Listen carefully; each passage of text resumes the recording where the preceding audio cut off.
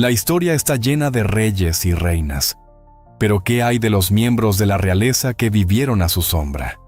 Aquellos que eran posiblemente más capaces, más disciplinados y más dedicados, pero que ahora son poco más que una nota al pie de página. ¿Qué pasaría si te dijera que la reina Victoria tenía un hijo favorito, un genio militar que dominaba la artillería y la estrategia, un príncipe que podría haber liderado a todo el ejército británico en su momento más decisivo? Sin embargo, cuando llegó ese momento, fue relegado a un segundo plano. Esta es la historia de un miembro de la realeza que eligió el servicio por encima del protagonismo. Una potencia silenciosa que forjó su destino en las líneas del frente del imperio y en las más altas cortes de Europa. Pero detrás del telón del deber y el honor, yace una historia más compleja de políticas cortesanas, oportunidades perdidas y una rivalidad silenciosa que pudo haber cambiado el curso de la historia. ¿Por qué este príncipe soldado, el héroe de su familia, fue finalmente descartado para el mayor mando de todos? La respuesta es más complicada de lo que crees. Antes de empezar a ver este video, dale like, deja un comentario y suscríbete. La princesa Leonor haría exactamente eso. Viajemos en el tiempo a una neblinosa mañana de mayo del año 1850. Las imponentes agujas del Palacio de Buckingham se alzan contra un pálido cielo londinense.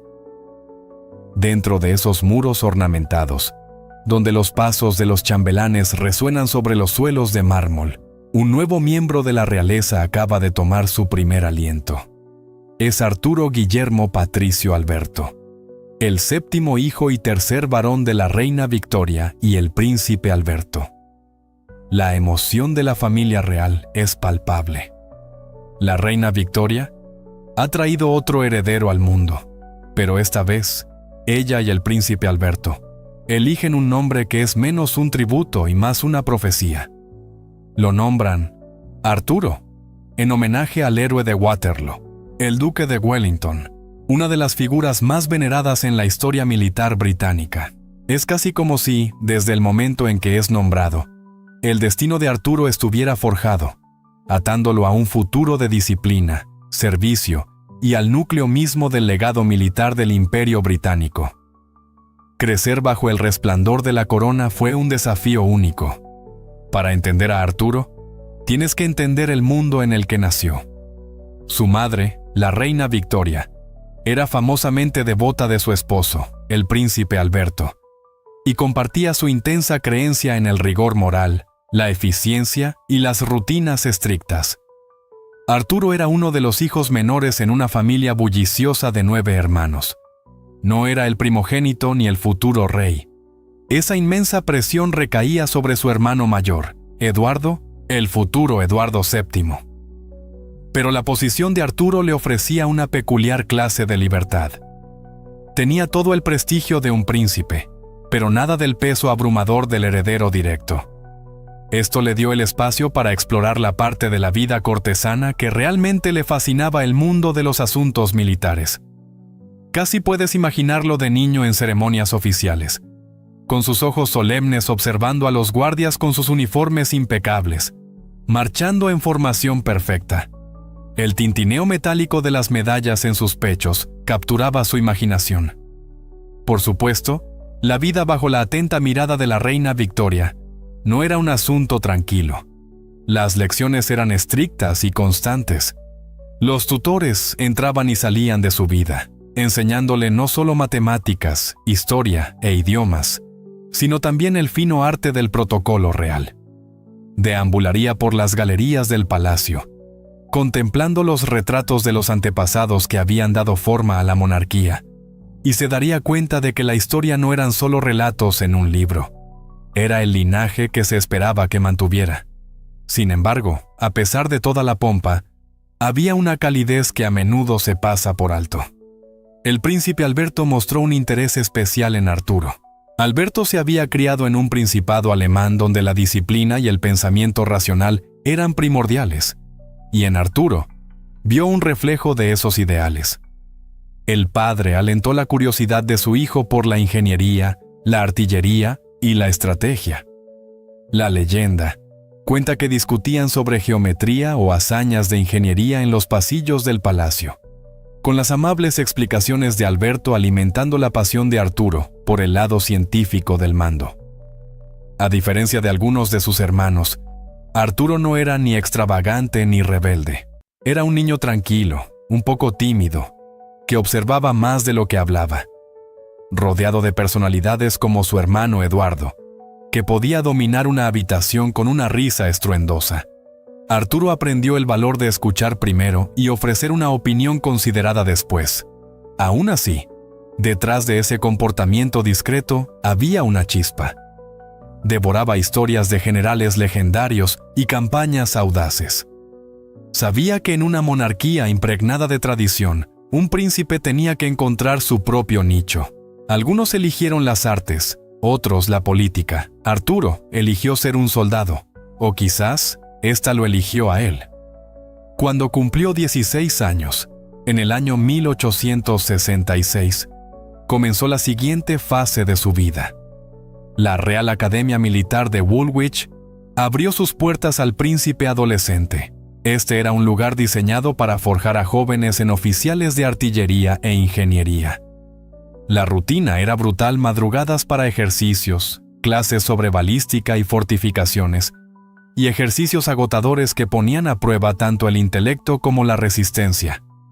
Para algunos aristócratas, habría sido una pesadilla. Para Arturo, era su hogar. Disfrutaba de la practicidad de todo, el conocimiento de que un solo cálculo de alcance y trayectoria podía decidir el destino de todo un regimiento. Su determinación silenciosa lo distinguió. No era el más ruidoso en el comedor de oficiales, pero comprendía las complejidades de la artillería con una aptitud casi sobrenatural. En ese momento, el imperio de la reina Victoria se extendía por todo el mundo, y los oficiales británicos estaban destinados en puestos de avanzada desde la India hasta África. Cuando Arturo recibió su nombramiento en el año 1868, fue el comienzo de una carrera que le daría una visión de primera mano del poderío colonial de Gran Bretaña y sus profundas complejidades. Aprendió que comandar una batería era en parte técnica y en parte liderazgo. Los soldados bajo su mando no lo juzgaban por su sangre real, sino por su capacidad para mantenerse firme bajo presión. Y según todos los testimonios, era impresionante, ganándose el respeto tanto de sus hombres como de sus superiores. Esta era su identidad: un príncipe entre soldados y un soldado entre príncipes, unido por un código de disciplina y camaradería. Pero su vida era un constante acto de equilibrio. Cuando no estaba en servicio activo, se esperaba que cumpliera con sus deberes reales. Las ceremonias, las apariciones públicas y los eventos eran una parte constante de su vida, especialmente después del fallecimiento de su padre. La reina Victoria dependía de sus hijos, y en particular de Arturo, con su inquebrantable sentido del deber, para representar a la corona. No era un hombre de espectáculo, pero llevaba a cabo estas tareas con seriedad. Su elevación a duque de Connaught y Strathearn en el año 1874 señaló su creciente estatura. El título, que lo vinculaba a regiones de Irlanda y Escocia, era un símbolo del alcance de la monarquía. Ese mismo sentido de la tradición se reflejaba en su vida personal. En el año 1879, se casó con la princesa Luisa Margarita de Prusia en la capilla de San Jorge, en Windsor. Ella era conocida por su amabilidad y firmeza, y los observadores notaron que formaban una pareja genuinamente afectuosa, que más tarde tuvo 3 hijos. Pero ningún matrimonio real es solo personal. La unión tenía poderosas connotaciones diplomáticas. Casarse con una princesa con fuertes conexiones alemanas se consideraba una forma de construir puentes entre Gran Bretaña y el continente. Su padre pertenecía a la nobleza prusiana, un vínculo que parecía una ventaja en ese momento, pero que más tarde sería objeto de un intenso escrutinio a medida que las tensiones con Alemania comenzaran a aumentar. Por ahora, sin embargo, era simplemente parte de la enmarañada e interconectada red de la realeza europea. Pero esta pacífica vida doméstica estaba a punto de ser puesta a prueba en el escenario mundial. La carrera militar de Arturo continuó floreciendo, situándolo en el corazón de las acciones más significativas y controvertidas del imperio. Una de ellas fue la Guerra Anglo-Egipcia del año 1882, un conflicto que puso a Egipto bajo control británico para asegurar el vital canal de Suez.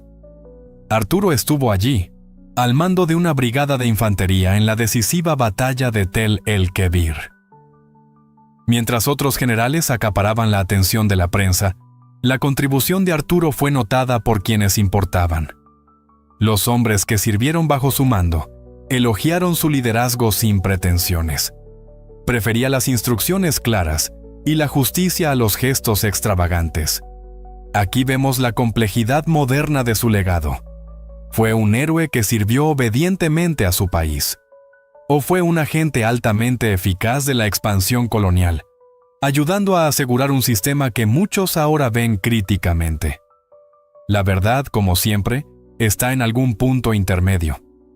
Para el cambio de siglo, Arturo era una figura de alto rango en el ejército británico. Fue nombrado comandante en jefe en Irlanda, y más tarde inspector general de las fuerzas, un rol que lo colocaba en la cima de la supervisión del ejército. Las fotografías oficiales muestran a un hombre alto y con bigote, con un uniforme impecable decorado con medallas, la imagen perfecta de un príncipe que había dedicado su vida al ejército. Y fue esta reputación la que lo llevó al pináculo de su servicio público, su nombramiento como gobernador general de Canadá desde el año 1911 hasta el 1916. Representando a su sobrino, el rey Jorge V, su papel era ser el vínculo viviente entre la creciente nación de Canadá y la corona. Él y su esposa, Luisa Margarita, recorrieron el extenso país, reuniéndose con ciudadanos y comunidades indígenas, trabajando para estrechar los lazos del imperio. Pero su mandato pronto se vio ensombrecido por el mayor conflicto global que el mundo había visto jamás. Cuando estalló la Gran Guerra en 1914, una pregunta masiva flotaba en el aire. ¿Quién lideraría a las fuerzas británicas? Sobre el papel, no había mejor candidato que Arturo. Era la figura militar más veterana, más experimentada y más respetada de la familia real, y sin embargo, fue descartado. El puesto de secretario de Estado para la guerra fue para Lord Kitchener en su lugar. ¿Por qué? Los historiadores todavía especulan. Algunos creen que su naturaleza cautelosa y meticulosa se consideró poco adecuada para una guerra que exigía una acción despiadada y decisiva. Otros señalan un tema más sensible: sus conexiones alemanas. En una nación dominada por el sentimiento antialemán, tener un comandante en jefe con una esposa alemana y profundos lazos familiares con el enemigo era políticamente imposible. En lugar de un mando en el campo de batalla, Arturo pasó la guerra en Canadá, sirviendo como una figura representativa, recorriendo campos de entrenamiento y visitando a los soldados heridos. Cumplió con sus deberes con su lealtad inquebrantable de siempre. Pero uno solo puede imaginar la decepción privada de un príncipe soldado, obligado a quedarse al margen durante la guerra más grande del mundo. Su carrera también se vio afectada por un tipo diferente de conflicto. En el año 1920, los Connaught Rangers, el mismo regimiento irlandés del que era coronel en jefe, se amotinaron en la India. Protestaban por las brutales acciones de las fuerzas británicas en su tierra natal, Irlanda. El incidente fue un golpe impactante, una señal de que los viejos lazos de lealtad imperial se estaban fracturando. Para un hombre que había dedicado su vida a la unidad y disciplina del ejército, ver a su propio regimiento sublevarse fue un desafío profundamente personal y simbólico a todo lo que representaba. Después de la guerra, y después de su tiempo en Canadá, Arturo se retiró lentamente de la vida pública, su vida marcada por la pérdida personal. Sobrevivió a su esposa y a 2 de sus 3 hijos, un final tranquilo y sombrío para un hombre de tanta acción. El mundo en el que había nacido, un mundo de imperios que abarcaban el globo y una realeza europea interconectada, estaba desapareciendo para siempre. Entonces, ¿quién fue el príncipe Arturo? Fue el héroe silencioso, el hijo obediente que eligió el servicio por encima de la gloria personal. ¿O fue un hombre de inmenso talento, que finalmente fue frenado por la política de su tiempo y las circunstancias de su nacimiento?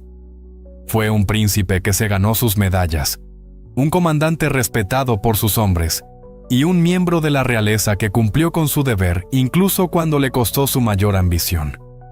Su historia es un poderoso recordatorio de que a veces las figuras más convincentes de la historia no son las que llevan la corona, sino las que soportan su peso en silencio. ¿Qué piensas? ¿Fue su vida un triunfo del deber o una tragedia silenciosa de lo que pudo haber sido? ¿Qué pasaría si el miembro de la realeza más obediente de la historia fuera también el más atormentado? A menudo vemos los retratos estoicos del hijo favorito de la reina Victoria, el príncipe soldado, un hombre que parecía ser la encarnación viviente del Imperio Británico en su apogeo. Pero las fotografías oficiales y los registros públicos ocultan una verdad mucho más compleja y triste. No capturan la agonía privada de un hombre que vio a su propia familia destrozarse, con primos vistiendo uniformes enemigos en los campos de batalla de un devastador conflicto global. No muestran el profundo dolor de un esposo y padre que enterró a sus compañeros más cercanos, uno por uno. Y ciertamente no muestran la silenciosa desorientación de un príncipe anciano, que presenció cómo el mundo que estaba destinado a comandar simplemente se disolvía en la memoria. Esta es la historia no contada del príncipe Arturo, el último verdadero victoriano, y las cargas secretas que soportó mucho después de que las multitudes y los desfiles se desvanecieran. Su tiempo en Canadá estuvo marcado por este genuino interés en las personas a las que servía. No era una figura lejana contenta con deberes ceremoniales. Quería entender el alma de la vasta y joven nación que le habían enviado a gobernar. Viajó extensamente, reuniéndose con ciudadanos comunes, escuchando sus preocupaciones y ganándose una reputación por su accesibilidad. Estaba forjando una conexión real. Pero los tranquilos días de paz estaban contados. El estallido de la Primera Guerra Mundial en el año 1914 lo cambió todo, proyectando una sombra oscura sobre todo el globo. A medida que el conflicto estallaba, Canadá se comprometió de todo corazón con la causa aliada. Desde su oficina como gobernador general, Arturo observó cómo la nación movilizaba sus tropas y recursos con una determinación feroz. Vio su papel como una brújula moral, utilizando su posición para inspirar el alistamiento y recabar apoyo para el esfuerzo de guerra. Fue una presencia constante, visitando campos de entrenamiento para hablar con jóvenes soldados, pronunciando discursos poderosos en mítines de reclutamiento y prestando todo el peso de la corona a la idea de una participación total. Era el príncipe soldado perfecto, cumpliendo con su deber. Pero detrás de la fachada estoica, un tormento privado se estaba gestando. La guerra no era solo una lucha política para él, era una tragedia familiar profundamente personal.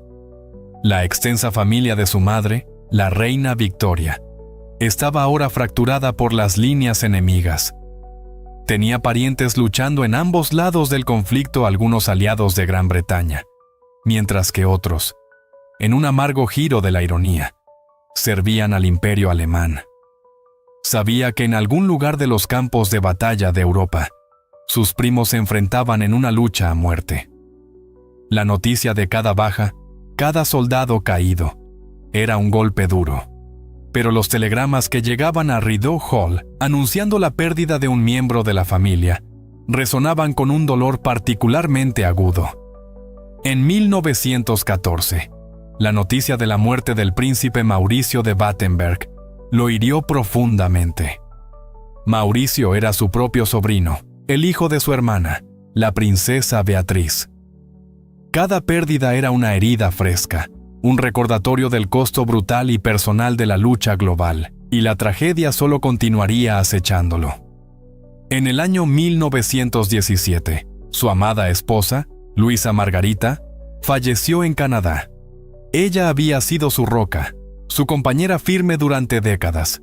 Juntos, habían navegado las complejidades de la vida real, criado a sus hijos en medio del torbellino constante del deber público y compartido el vínculo silencioso e implícito de una pareja unida, tanto por un profundo afecto como por un profundo sentido de responsabilidad. Su pérdida dejó un vacío insustituible en su vida. El golpe final a su capítulo canadiense llegó cuando la guerra alcanzó su fase más desesperada. Para 1916, estaba claro que la presencia del duque era necesaria de vuelta en Gran Bretaña. Renunció a su puesto como gobernador general y regresó a una patria que lidiaba con la amenaza existencial de la guerra submarina de Alemania y el asombroso costo humano del combate de trincheras en Francia. Ahora tenía más de 60 años, una edad en la que la mayoría de los hombres estarían abrazando una jubilación tranquila. Pero para Arturo, cualquier pensamiento de descanso era un lujo que los tiempos no podían permitirse. Las demandas de la guerra eran implacables. Inmediatamente se lanzó de nuevo al servicio, apoyando campañas de reclutamiento, visitando hospitales para ofrecer consuelo a los heridos y prestando su nombre y su incansable energía a organizaciones benéficas que ayudaban a los veteranos de guerra y sus familias. A pesar del inmenso dolor personal y el desgaste físico de toda una vida en uniforme, parecía impulsado por una profunda necesidad de seguir siendo útil. Siempre había sido un hombre que prefería el servicio silencioso al reconocimiento personal, un rasgo que irónicamente hizo que fuera algo pasado por alto en la memoria pública, eclipsado por miembros más extravagantes de su familia. Cuando la guerra finalmente terminó en 1918, dejó atrás un mundo que estaba marcado e irrevocablemente cambiado. Dinastías antiguas habían caído, viejas certezas se habían desmoronado, y las semillas de futuros conflictos ya se habían sembrado. Para Arturo, esta nueva era profundamente desorientadora. Todo su mundo, moldeado por los códigos estrictos y la confianza inquebrantable de la monarquía victoriana, se estaba disolviendo en una era moderna. Este nuevo mundo estaba marcado por agitaciones democráticas, poderosos movimientos obreros y una creciente demanda de igualdad social. Era un mundo que tenía poco espacio para un príncipe anciano forjado en el apogeo del imperio. Y sin embargo, enfrentó este cambio con el mismo estoicismo silencioso que había definido toda su vida. Fue testigo de la agitación dentro de su propia y extensa familia. La Revolución Rusa se había cobrado la vida de sus primos en la casa de Romanov. La rama alemana de su familia, una vez tan orgullosa y poderosa, había perdido su trono y ahora enfrentaba la hostilidad de un mundo amargado por las acciones del Kaiser. A medida que una ola de sentimiento antialemán crecía en Gran Bretaña, la familia real tomó una decisión drástica. Para distanciarse de sus raíces germánicas, muchos miembros de la realeza anglicanizaron sus títulos. En un movimiento que resonó en toda la nación, el rey Jorge V cambió el apellido de la familia de Sajonia-Coburgo y Gotha al ahora icónico Windsor. Para Arturo, cuyos propios vínculos con Alemania eran una cuestión de nacimiento y matrimonio, el cambio fue una necesidad política. Pero uno solo puede imaginar la silenciosa melancolía que debe haber sentido al verse obligado a repudiar una parte de su propia herencia. Justo cuando estaba navegando por este nuevo e incierto mundo, la tristeza personal golpeó de nuevo. En el año 1920, su hija, la princesa Margarita, falleció. Antes vibrante y llena de vida, se había convertido en la princesa heredera de Suecia, pero sucumbió a complicaciones de una infección grave. Esta pérdida fue absolutamente devastadora para Arturo. Para entonces, había enterrado a una esposa amada, a una hija querida, y había visto a toda una generación de jóvenes ser consumida por los horrores de una guerra mundial. El inmenso peso de tanta tragedia era visible en las fotografías de la época. Muestran a un hombre mayor, con el pelo ya canoso, y una profunda tristeza detrás de sus ojos. Incluso mientras continuaba sirviendo, la chispa de su juventud había sido reemplazada por la serena gravedad de la pérdida. En los años entre los grandes conflictos, Arturo comenzó a retirarse del foco público. Siguió siendo un dedicado patrón de organizaciones benéficas, especialmente aquellas relacionadas con veteranos, la atención médica y los regimientos militares con los que había servido. Prestaba su presencia a eventos para recaudar fondos para soldados heridos o dedicaba su tiempo a construir nuevas escuelas en zonas empobrecidas. Defendió causas médicas que habían adquirido una nueva urgencia después de la guerra.